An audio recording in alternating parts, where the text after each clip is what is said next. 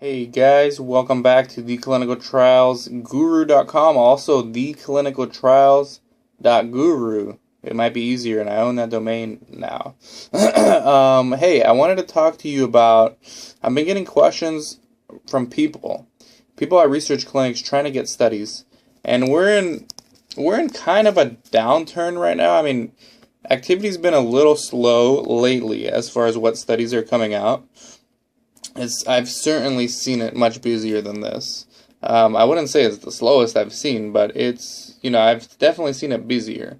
So I would categorize this as a slow point in the research in the clinical research industry right now. But that can all change at any given time, and expect a lot of activity in the third quarter, fourth quarter, and definitely first quarter of 2015.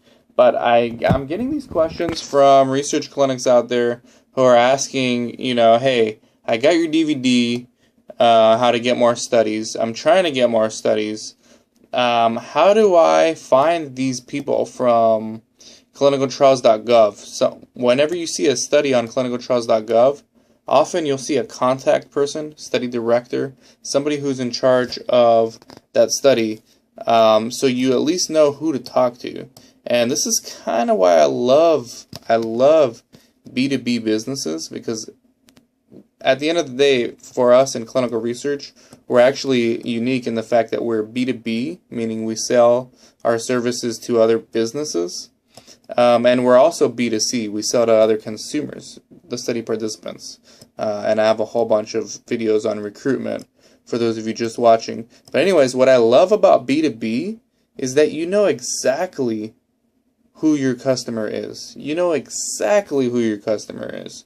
When you're doing a B2C business environment, you don't know who your customers are.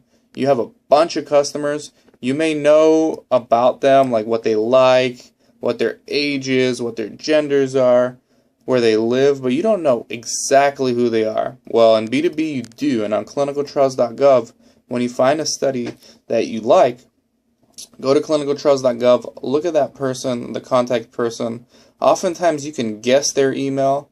And then you can send them a quick email pitch if you want. Most corporations, especially drug sponsors, utilize the same email formula. So it's usually first name dot last name at whatever the email is, although it could be different, but they're always the same as far as the formula or the structure of the email. So that's one way where you can reach your exact desired customer. Another way is to Google their name and put LinkedIn after it. So then you want to add them on LinkedIn, and again, most of the time you can add them as a friend. Sometimes some people want more privacy, and they'll ask for the email, and then you can put their email that you just guessed. These are more of the harder sale tactics, like just more aggressive. There's more subtle ways of doing this too. Many people will have Twitters and Facebook, and I've gotten aggressive in the past and added people on Facebook as friends, study directors. Most of them would accept, some wouldn't, and that's okay. I don't even remember who they are. I just do it so often that I can't remember. But Twitter is actually a very good place because Twitter is socially accepted as being public. Unlike Facebook and LinkedIn, a little more professional, but Twitter is definitely the way to go. And I'm not saying all of them are going to have a Twitter, but you'll be surprised how many actually do, so you might get lucky. So if you can't figure out the email, or you can't add them as a friend or a contact on LinkedIn, or perhaps you want to try a more subtle approach. And by the way, you can always pick up the phone and call. And if you don't have the direct number, you can just call the drug company and ask for to be transferred to that person's voicemail. And you can even go even more old-fashioned and write a letter. But back to Twitter, it's probably the most subtle way to do it. Just go on there and follow them, see what they like. Don't pitch them right away. Don't say, hey, give me a study, I'm interested. Don't do that. Just talk to them, normal conversation. See what they're interested in, and then see if you have anything in common that you can talk about. Are they interested in sports? Do Do you like sports? Are they interested in food? Do they post a lot about a certain type of music? Whatever it is, find something you can talk to them about and try to be as genuine as possible. Don't come across as someone who's marketing or trying to sell something. And hopefully it leads to something bigger, because people just like to communicate. I mean, this is nothing different than when people used to go out, take people out to dinner, and just try to small talk them and eventually gain their trust. This is the same exact thing in 2014 as doing that, but you can scale it and you can do it in large amounts of volume with Twitter.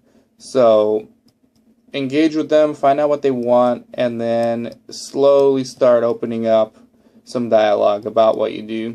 Hopefully this helps. Let me know if you need help getting studies. I do offer study brokering services, and I know I hate study brokers.